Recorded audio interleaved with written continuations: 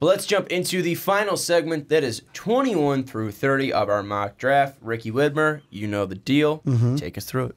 Well, starting off, at first I didn't know because I'm like, oh, what am I doing? But starting off at 21, the Lakers go with Daniel Gafford, the center, out of the Arkansas Razorbacks. Then at number 22, the Pacers, Nickeil Alexander-Walker, the guard from my second favorite team, the Virginia Tech Hokies.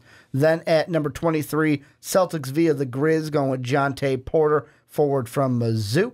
Then at number 24, the Bucks going with Simi Shittu, the 4-5 from the Vanderbilt Commodores. Then at number 25, Celtics via the Clippers going with Darius Bazley, G League, not G League, forward. The Thunder go with Jalen Smith, forward from Maryland. 76ers go Killian Tilly, the big from the Gonzaga Bulldogs. Then at number 28, Zach Norville Jr., the guard from that same Zags team.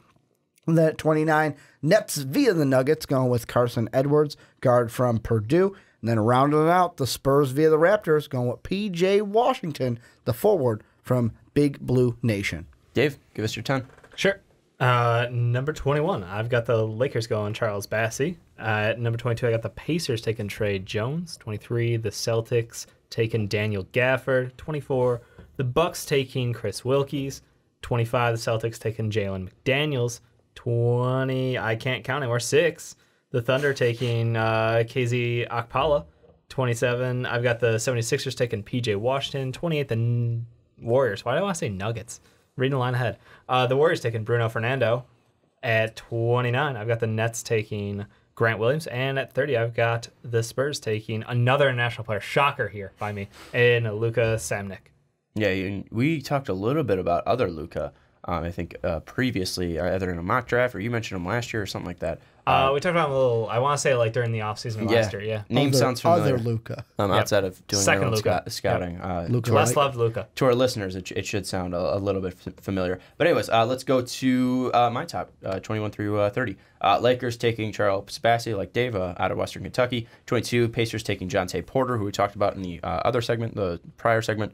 23, I have the Celtics via the Grizzlies taking Quentin Grimes out of Kansas. 24, I have the Bucks taking Simi Shittu out of Vanderbilt, Darius Garland's teammate. At 25, I have the Celtics via the Clippers taking Lewis King. Ricky mentioned him in the prior segment as well. At 26, the Thunder taking Chris. Is it Wilkes or is it Wilkes? It's Wilkes. Thanks. It's Wilkes. One of them. Yeah, there's no I in the last in that ending. So but yeah, also Wilkes. Keys makes. I wouldn't put it past you. Just wondering. It could go either way. Yep. 27, I have the 76ers going Killian Tilly, a guy that I had in my top 30 last year for a couple mock drafts. But He hurt. Goat name. Love that name. Both for a goat, and also I think it's a great name. Okay. 28, I have the Warriors going with Jackson Hayes, forward out of Texas. 29, I have the Nets via the Nuggets going P.J. Washington, forward out of Kentucky. And then at 30, I have the Spurs via the Raptors going other Luka, taking him international as well. So I also have, I didn't take the Sekou Luka split. I did have one of the international players, though. I get them both. Anyways, going all in. Let's jump in. First, I want to go off with, before we go to the Lakers, one guy that I had at 20 going to the Celtics, and Ricky, you have him going to the Celtics again at 25. Darius Bazley was committed to Syracuse, then pulled out, said he was going to the G League, and then in August signed with New Balance, and then pulled out of the G League and said, I'm going to do my own this internship. Yeah, well, he's doing this internship. He's making $1 million outside of internship it. for me because I'm drinking, so like I can't. Well, I mean, it's an internship. He's supposedly learning about the business aspect of They're paying $1 million to work out. Pretty much. Yeah, and learn about business. He's going to be a New Balance athlete when he does join the league. Yep. And he's a guy that does have a lot of potential. He fell a little bit just because he's not going to college and we're not going to see him, and not being under tutelage is important. And that's what I want to talk about, because obviously Mitchell Robinson was a guy that we were kind of questioning, all right, where is he going to go? And he comes out super raw. Do you think it's necessary for players, from what you've seen so far from Mitchell Robinson and just so from tradition, do you think it's necessary for players to be under tutelage of college or professional teams like a Luka Doncic or like any college player outside of like a Brandon Jennings, Emmanuel Mudiay, a Terrence Ferguson, or a Mitchell Robinson or Darius Bazley, where they're doing it pretty much on their own or just in leagues that will pay them a lot of money in China? Yes. And the reason Dude, why I think say it that, is important. It's important. It was a And, long-winded like, question, so I just wanted to make sure that's I was the point. almost going to say no before you added in the international because, like, the whole college thing is, I'll just say this right now. I don't care if it's G League. I don't care if it's college. The most important thing is being a part of a team. And the thing I kind of relate it to is, maybe this is my teacher mind coming out, is take a child.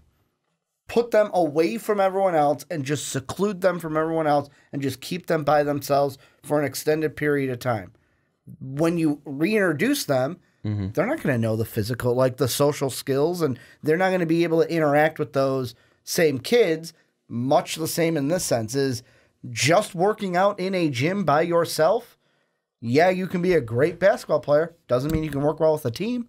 Like, that's what you learn by being either in college on a team or playing overseas or being in the G League. And that's the big thing where I know everyone's like, oh, maybe this kind of kicks off where we have these internships where they can get paid and they can work out and they can learn the business of the NBA so that they don't get screwed by that. And it's like, yeah, all that sounds great. But at the same time, it's like, if you're going to just work out by yourself and not work out with anyone else, you're not developing team basketball. And you're not going to be able to work well with a team when you're put into one. That's what I think. I think you put that excellently because I think the decision not to go to the G League, not only is it a questionable move because you're not getting that same tutelage, but also he could have been a pioneer in ways with that because he could have gone to the G League. The first G Leaguer. Exactly. Yep. And that would have been very interesting to see, and I'm kind of disappointed in that. Obviously, I'm not going to be like, hey, don't get your money, kid, because he just got $1 million from New Balance. He would have made $35,000 from the G League. So I think it's a smart choice from him in that standpoint. Go get the bread, kid. Go get that bag, secure the bag, all that shit. But I think the biggest thing that it might hurt his development year one. And that might hurt his combine year one. And maybe he's doing something where, hey, the combine's all I'm going to work out for. I'm going to kill it at the combine. This is what's going to happen. And we saw this in the NFL draft, like in the 90s. Some guy was like, all right, I'm just going to work out the combine things. And I'm going to raise my stock because I'm going to have the best combine ever. Kind of like Brian Boswell style? No, Boswell was just a freak. This kid was from Boston College. He ended up being drafted by, I think, the Jets. I'll look up his name. But he was literally like, all right, I'm going to kill the combine. And he did it, and he got drafted like first round.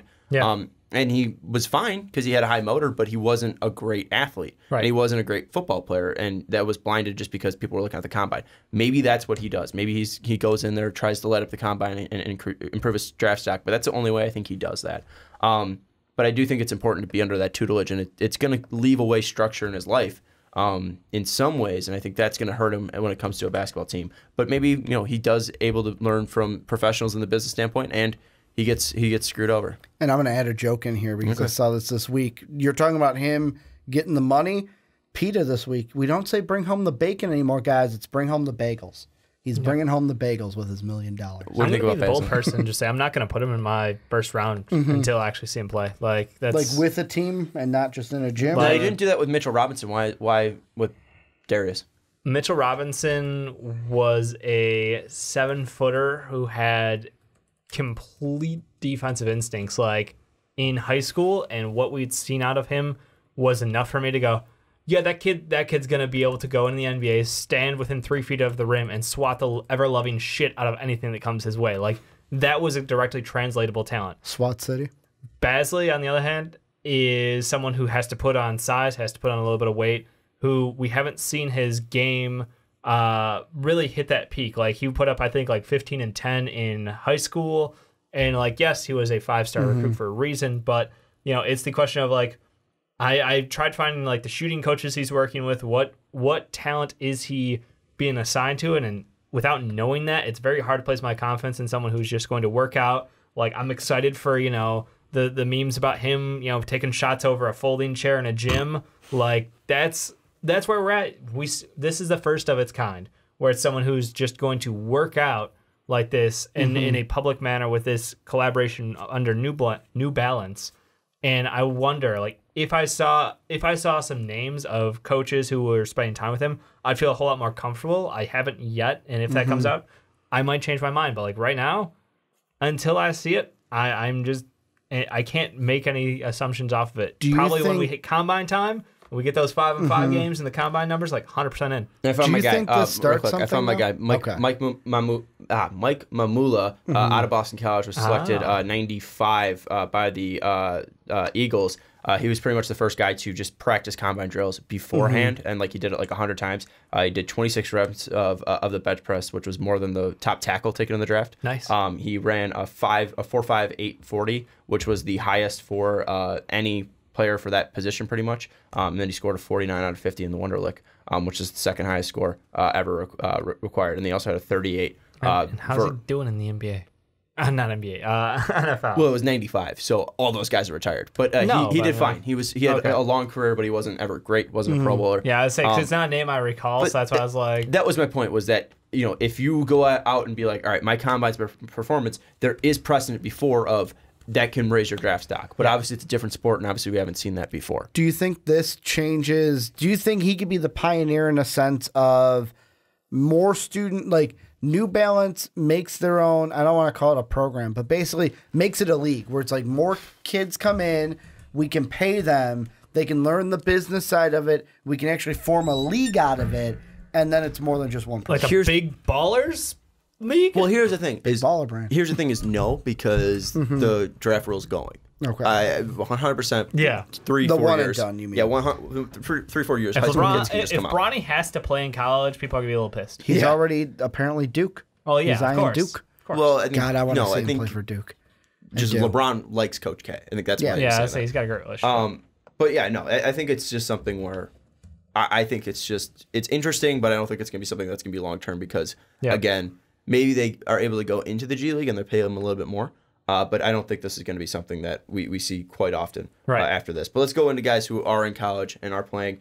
Charles Bassey out of Western Kentucky. Dave and I both had him going to the Lakers. Dave, why'd you like the fit for the Lakers for Charles Bassey? Lakers center. He's got a solid motor. He is athletic. He looks good in the fast break. Like, it's everything that fits what should work with LeBron James in my mind. I just think he's a player who can translate to minutes. I know they've got Mo Wagner, who I want to see get more minutes right now. JaVale as well. JaVale's looking great, which is the problem. Like, that's the only reason.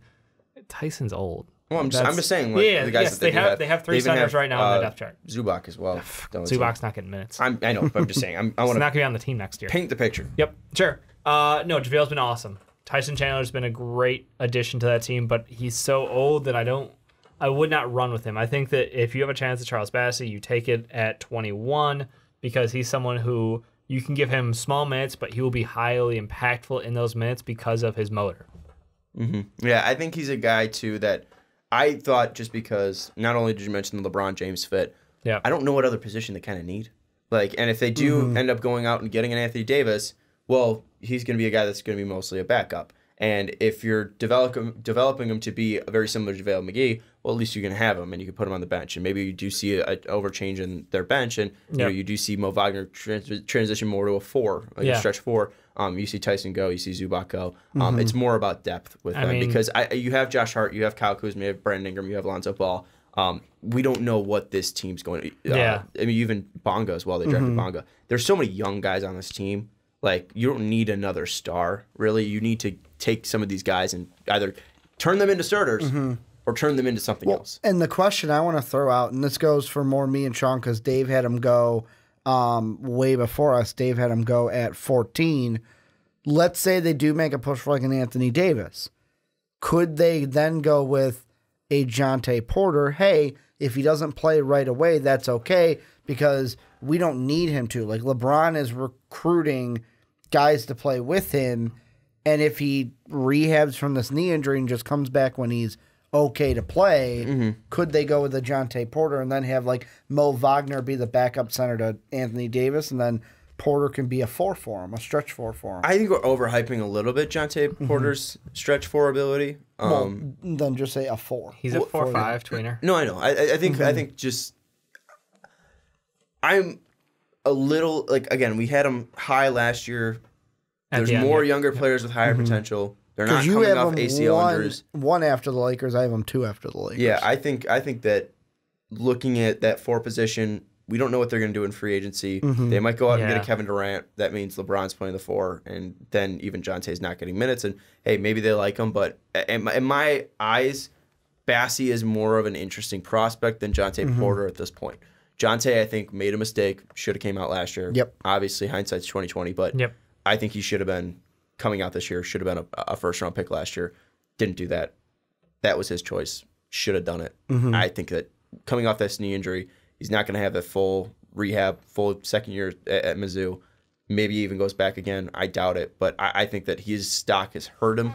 I think he's going to be more of an Ivan Robb or a what's his face Scale version of high off. I know Scale was a freshman coming out, but guys that fell. Yeah, guys that the expectations were there and they did not quite live up to them. Same to the dude to Michigan State, the Michigan State center, Deontay Davis.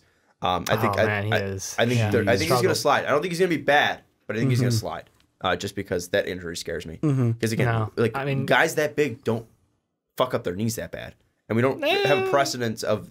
We're talking about KP. Like 7-footers don't get ACL tears and come back. KP's a 7'2", 7'3" guy with a different body frame is my thing. So, and Jonte's 6'10". I mean, 6'10" to 6'11". Yeah, so it's not the same. They're not the same shape as my thing. And like KP plays with such intensity that Jonte doesn't have. Well, he's actually 6'9"3/4" without shoes. Yeah, well, yeah, clearly. On a warm day. I agree about the confusion about what the Lakers could go with this pick, though. Like, at the end of the day, any one of their young talent is up for grabs if they can make a grandstand for someone like Anthony Davis. For whatever god-awful reason the Pelicans would trade him. Yeah. But if they get him, then you just are like, this pick might be involved in that. Or you want to go get someone who can contribute like day one, because that's a team where if you have LeBron James, Anthony Davis, insert free agent here, and you're not drafting anybody who's going to sit around a bench because that's value you need now. And even then, if we're looking for a stretch four, I think Killian Tilly is the guy for them over Jonte. Yeah. Just wanted to add that. How Killian Tilly, I think you guys are still too high on him. Like, hasn't played this year, has been hurt. I would take someone like PJ Washington, who really continued to build his draft stock by going back to Kentucky.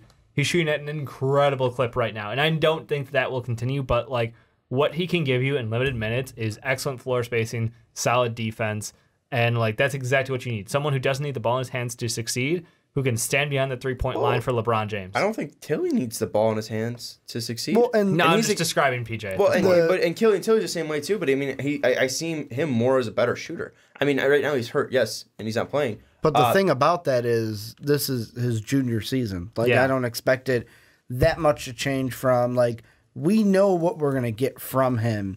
He just needs to be healthy, which he should be coming back soon. I think it was like a week ago or earlier this week.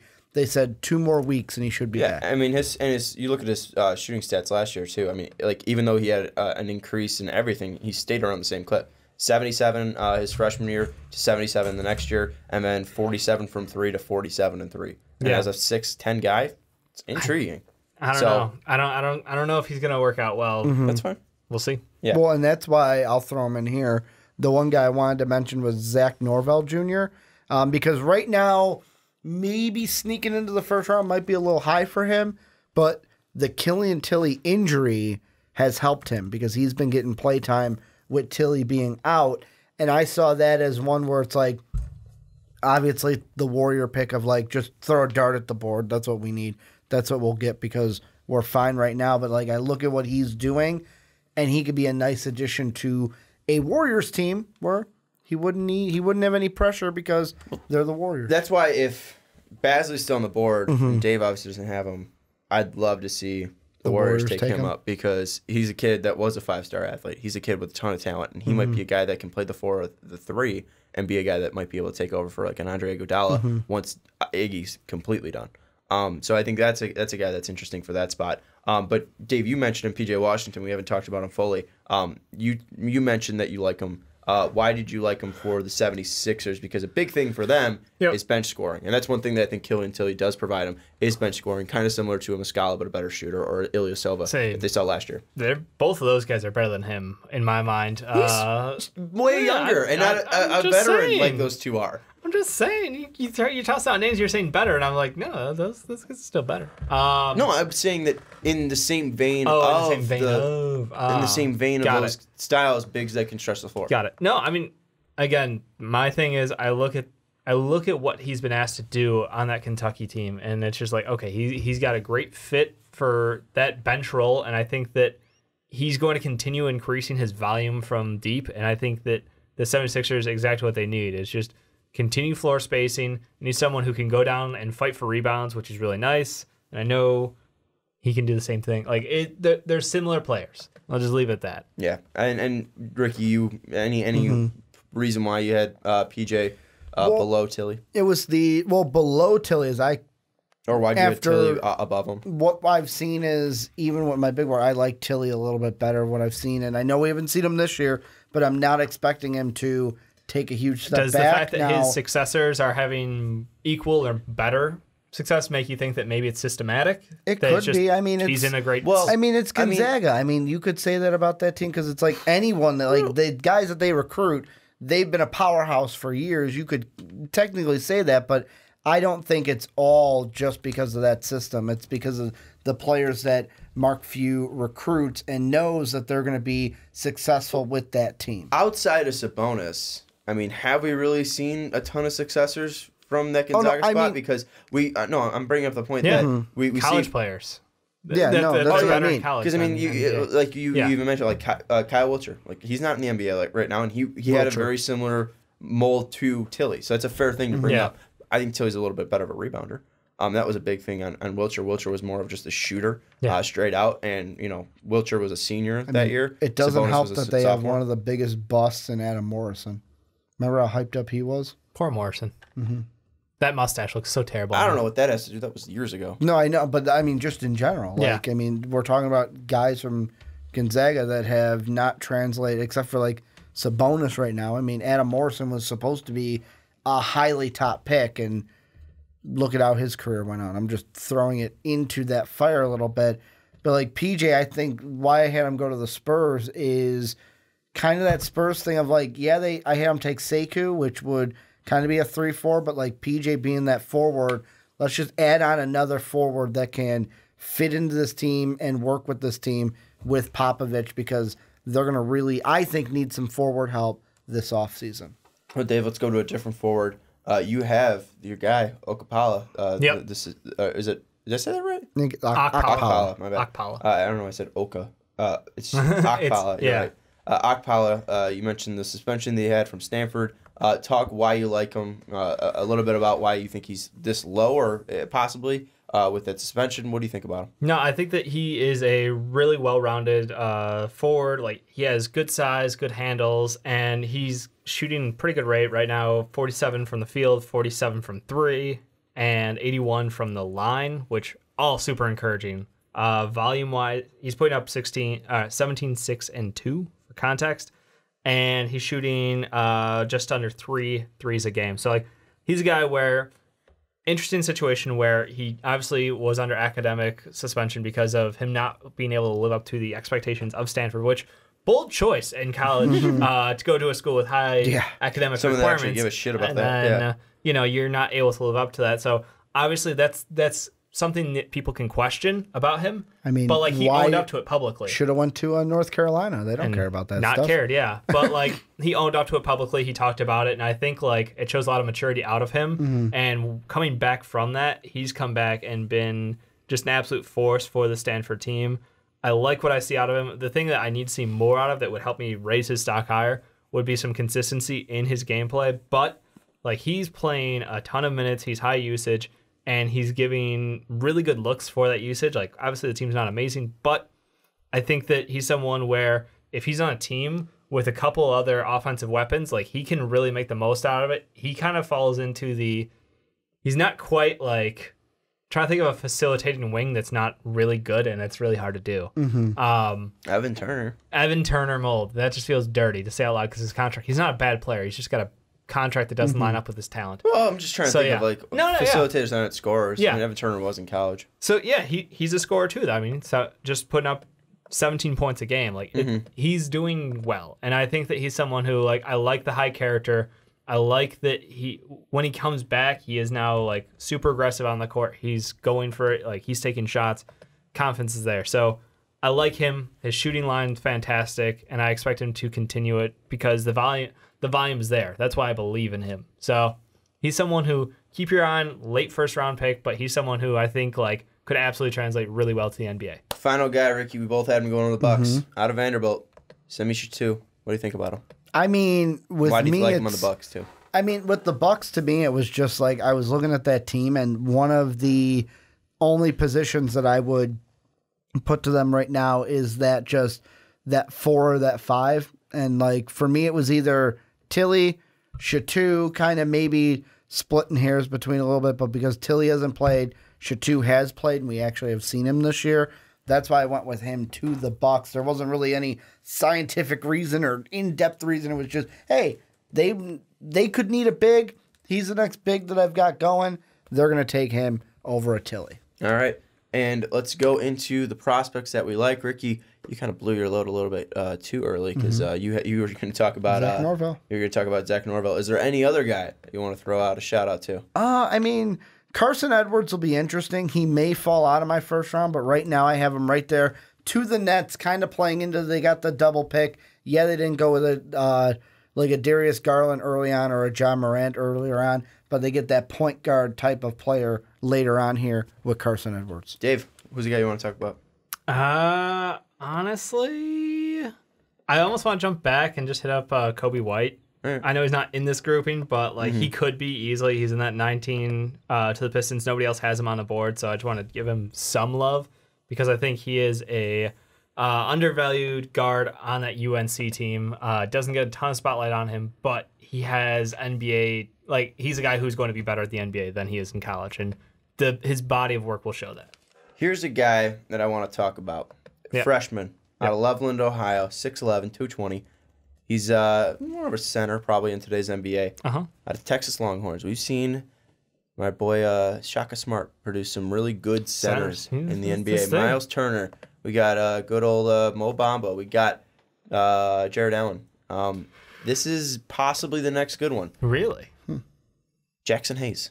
Kid out of Loveland, Ohio. Like I mentioned, he was the 102, this is according to 24/7 Sports, the 102nd overall prospect coming out. He's a 4-star prospect, 21st power forward, 5th kid out of Ohio. But you watch him, just a natural athlete. This kid can rise up for 6'10", very similar to JaVale's ability to just rise up and attack. He's got an okay shot. Not going to be anything where he's going to be a stretch 5 in any way. He's not going to be taking threes. He's not a great shooter, but he's got a decent touch where he can be a possible mid-range guy. Ricky, you don't have to do it. We're going to be done in 2 seconds. But with this kid, so far what I've seen, he's raw, but he's averaging 2.5 blocks in 20.4 minutes, 9 points.